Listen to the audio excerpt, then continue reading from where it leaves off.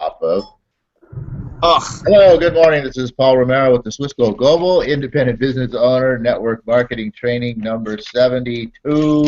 And the first thing I have to do is say I am sorry. I apologize for not being here on Friday without any warning whatsoever. That is not normally how we do business. We are very respectful of people's time, which is a very important factor, and we just had absolutely no opportunity to give you any forewarning whatsoever that we were not going to be here on Friday morning as an emergency real estate transaction was taking place, and we had to drop everything and run to make sure that we were able to get this thing in place and make things happen. So absolutely no time whatsoever. Apologize for anyone who's following these live. For all those of you who are, coming in later and these are on recording, you're not going to have any clue what I'm talking about here, and it ain't going to make any difference because you're watching these on your own schedule. So, but for live people, like I said, we're very respectful of people's time. Something that is very, very important to your success in business and in life is to be respectful of other people's time, be respectful of other people, period. And so just want to throw that out there, get our day started with that. I guess the word of the day here is respect. And good morning, John. I respectfully appreciate you being here. Good morning, Paul. Yeah, I was part of that emergency real estate transaction, which I'd love to get into, but this is a network marketing call because people might be thinking to themselves, emergency real estate transaction? What the heck is an emergency real estate transaction? But you know what? Me and Paul, we're both entrepreneurs. And as he said, we're very respectful of other people's time, and being on time, even early for things, is key and I think pivotal to success. And right now, I'm actually en route to complete the process of this emergency real estate transaction. So I may throw something in here and there today, Paul, but I'll probably, in order to concentrate on this Phoenix traffic, be more of a fly on the wall this morning. So with that, good morning, happy Monday. As I say every Monday, it's one of my it's my favorite day of the week because it's a beginning to the week. It's a fresh start, and it's when you need to get things in motion and start the momentum for your week. So I want to throw in another key word on top of respect, and that is momentum. So take it away, Paul. All right. Well, thanks for that, John. With John's word, momentum. You know what? Let's get this thing rolling. Gosh, you know what? I never even turned on my light. Let me turn on my light. I gotta say, if you're hearing me, there we go. That's a better picture there. All right. Yeah, you know what John said. Two little things that I was going to throw in this morning that I got off of our Street Smart Business call that we listen to every morning from one of our mentors, Jeff Fagan, is being on time is very key element to again, your success.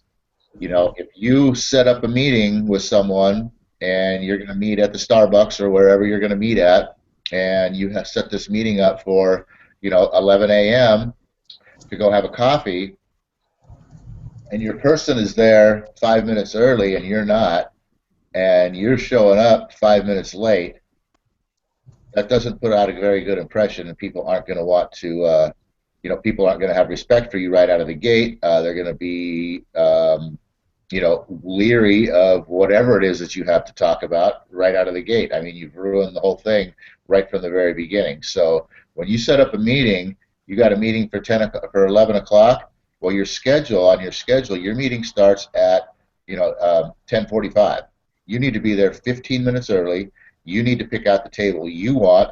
You need to pick out the seat you want at that table so that you can see them coming in, so that you can be able to stand up and receive them as they're approaching you.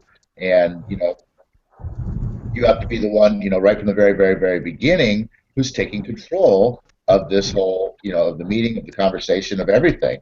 And like I said, that comes right down to early, picking up the table, the best table that works best for you, picking the seat, the side of the seat where, like I said, you can see your person coming in and be able to greet them as they're approaching. All these things make a very good impression. If they show up 10 minutes early, well, you're still there 15 minutes early, and that's a very good thing. If they show up 10 minutes early, obviously that's a very good thing. That's a good sign right there. That shows they're really interested. That shows they have some respect for people's time. That shows they're a go-getter and that they're somebody who is able to keep their schedule and do things like that. So that just shows as a plus. Now, if you're sitting there until 5:10 after, and here they come lollygagging in, obviously there's a telltale sign as well too. Does this person have what it's really even going to take to be, a potential gold ship? So, as I said, being on time, especially when you are the one who is putting something together, is obviously even more important than when you are the one who is responding to something. If you're responding to something, obviously you still want to be on time. If you have a schedule set for something that you're supposed to be meeting with someone else or setting something up that you are a participant of, you still want to be early. You still want to be early. Now, obviously, on occasion, there's going to be circumstances, traffic, for instance, as John mentioned, that could potentially put you behind. But those are all things that you have to take into consideration. If you know you got a meeting at 8:45 on a Tuesday morning, there's traffic out there. It's going to take a half an hour to go what is normally a 8-minute drive. It's going to take you a half an hour to get there. Plan that into your schedule. You have to pre-think things. Having a schedule, having forethought and thinking ahead is a key element to your success. Pre-planning everything. You have to have a plan. You can't just go out there haphazardly, willy-nilly, running around trying to be successful, because you're never going to get anything done. You're going to be scatterbrained, running around, no clue what you have going on, no clue where you're going, no clue why you need to be there, no clue what time it is. You're going to be there late. You're just going to be looking like a fool out there. So, on time, key element to respect and to momentum. Because quite honestly, if you're running late, you've blown all your momentum right there. If you're showing up late for stuff, you got to have the momentum to, there's a starting point. If you have a meeting, there's a starting point to that meeting. It's when two people actually, connect. And when you step into something that's late, the ball's been rolling without you. You got to catch up. It just doesn't work. So another thing. And I know you guys are here expecting this to be the next step in our training schedule. When we're going through the Own Your Life Plan book, which we had gone through Chapter 1, which is learning network marketing, learning some of the facts and statistics and how network marketing works and all of that. And we went through having some general knowledge about network marketing so that you can direct any conversation in that direction so that you can start talking to people about your business. And then we also talked about we went through the napkin presentation number 1, which is chapter 2 in the book. And we've gone through that a few times, which is basically this right here. Hopefully, again, you guys are practicing this. You should be practicing this at least once a day, if not multiple times a day, running through it, kind of getting your spiel down, so to speak, that goes with the numbers, so that you can do the the teaching and the teaching, and then the training, how to teach, the teach and train and teach. So if you get that whole thing down to match your numbers, so that you can give this as a fairly smooth little presentation. You don't have to be polished. Don't worry about that. You're just a normal person who's presenting this to another normal person. You don't have to be Mr. Super Slick Salesman, okay? If you stumble around, it's not going to be a problem. Don't worry about any of that. If you sit there and stop and go, well, hang on, wait a second. Let me look at the book, because I forgot. Carry the book with you. It's a cheat sheet. Nobody's going to care. You're not in school. You're not getting graded on this. You are kind of getting graded, because obviously your prospect is looking to you as someone who they're going to be looking up to and counting on and depending on for their success. But hey, you know what? if you're honest and straightforward, and they know coming in, you're new at this too, and you're just, you're learning this and you're excited about it. That's really the key thing that matters, is that you're excited about it, that this is the ticket, your ticket to success, to where you want to go, and that you're just all in about this. If you make mistakes along the way, that's going to be so shadowed out that it's not going to make any difference whatsoever. Your excitement will override that completely. So if you're in the middle of your napkin presentation number 2 and you got to go, hang on 1 second. Oh yeah, okay. Then we go like this. Who cares? It's not a big deal. So the whole idea is just doing it. Now, so we talked about being able to direct your conversation, doing napkin presentation number 1. We gave you a homework assignment of writing down at least 5 people, individuals or couples, whatever you want to do, families even, a family friend, or a friend of yours that has a family, wife and couple kids, whatever. Hey, that's fine too. However you want to do it, but people that you would be excited about spending vacation time with. You got to think about. I mean, that's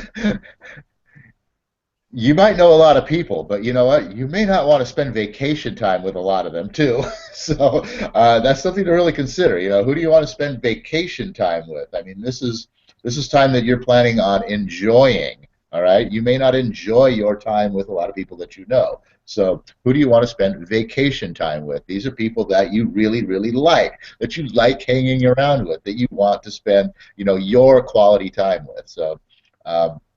So pick out 5. I think we said 5. Maybe we said 10. I don't know. You know what? If you want to make a list of 10, 15, 20, the more the better, actually. Some of you maybe only have 5. Some of you might only be able to come up with 2. It doesn't make a difference, but just make your list. And then we talked about, we did a little example conversation that directed, out of general conversation in towards talking about inviting these people to join you on an actual vacation, actually inviting them to join you on an actual vacation, which maybe you have a vacation plan, maybe you don't. It makes no difference. The whole idea is to get them to see from their side of the ball, of the field, that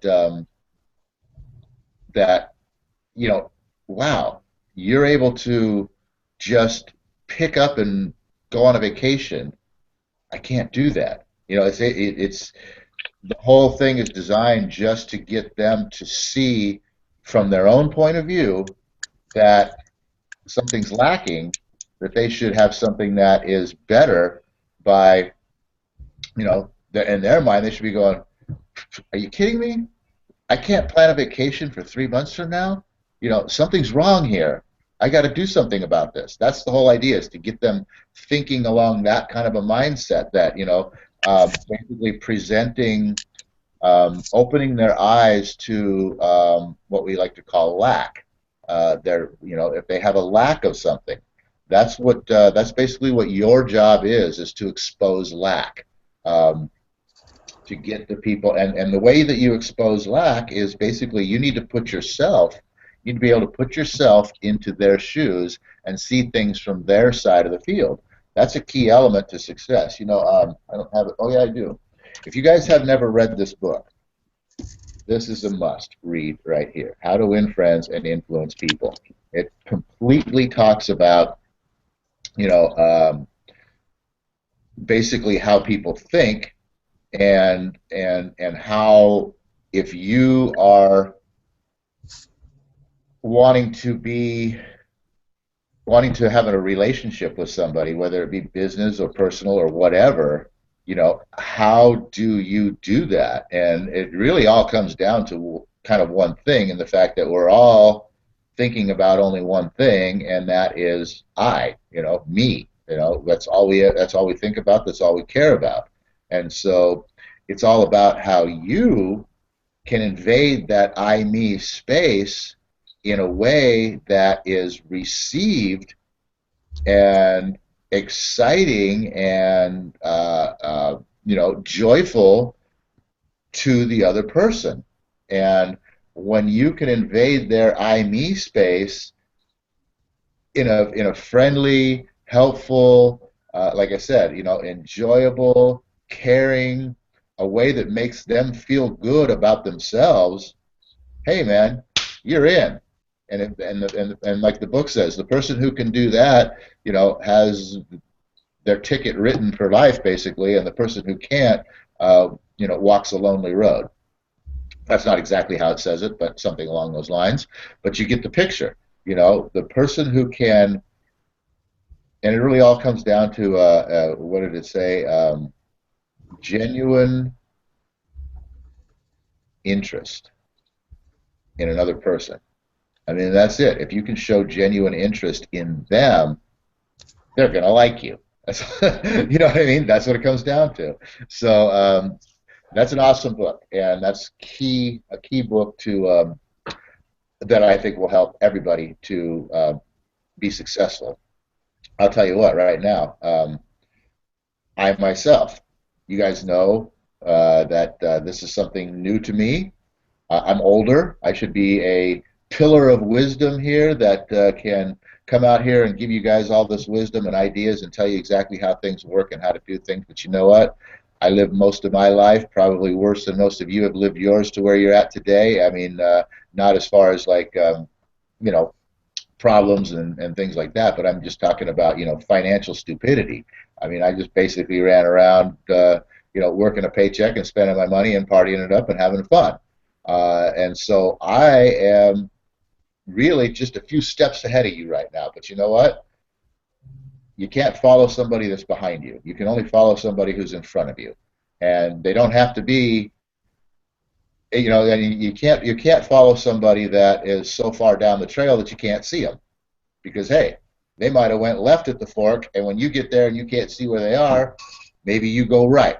So, you have to follow somebody that is, ahead of you, but not so far ahead of you that, it makes no sense that you can't see where they're going. So the fact that I have gone down the road of self-improvement, of learning and growing, and of making changes in my life that are going to, basically set me on a path to financial freedom, you know, that's the kind of person that you want to have around you. You don't have to follow that one person, exactly in their footsteps, but hey, you might realize that there's a crowd growing around there, and maybe this is the right thing to do. So you always want to look for people that are going where you want to go, that have what you want to have, that are doing what you want to do, who are what you want to be, and those are the people that you want to put around you and follow and put those people in your life. So with that, gosh, this time goes so fast. I can't believe 20 minutes is already up. Uh, we will get back to. I wanted to go back more towards where we were moving with our training program with the Own Your Life, but we will definitely get back. Tomorrow is an off day. We will definitely be here on Wednesday morning, and we will definitely be moving from Chapter 2 towards Chapter 3. I wanted to do some more review today about your meetings. It doesn't have to just be about, hey, you know, can you join me on a vacation? You could put yourself into someone's shoes who you want to have a conversation with and think, you know what? Let's see here. What is it? These guys have kids. I know they have kids, and I know their son has, expressed, wanting to play football. But I know they've talked about the fact that, man, it's so expensive these days because you got to pay for everything in school anymore. Nobody, school doesn't provide anything anymore because the government doesn't back schools, but that's another story. But, I mean, you have to pay for the programs. You got to buy the uniforms. You got to put the shoes on them. You got to freaking pay for the bus to get them to the game. You got to pay for everything, and it's quite expensive. And, it's a real shame that that a kid that wants something can't have something because of money. And that's a lack. That's a conversation you could strike up. You could talk about, somebody that's driving an old, a car that they've had for, too many years now, and they really need a new car, but they can't afford to get a new car. There's some lack there. So your meetings and your conversations, like I said, the vacation thing is just one example of bringing to light the lack of the other person. And it's not that you're pointing it out to them. You know, you bring up that conversation, you let them talk about it. You let them, you know, express why they can't, how come they don't have, all of these things. You let them talk themselves into, you know, needing more, which is, again, a part of what this book right here talks about in early chapters, which is about building in the other person I forget how they word it, but, you know, a huge desirous want, you know, and when you build a want in the other person, then, you know, they're excited to hear what you have. You're not selling anything at that point in time. You just show them they're fighting, you know. So that's it for today. See you guys Wednesday. Oh, universe, we ask not for more riches, but for more wisdom with which to make better use of the riches given to us at birth, so that consisting of the power to control and direct our own minds toward whatever end we might desire. And everybody, you have a great day. We'll see you Wednesday. We'll get into chapter 3. That's all we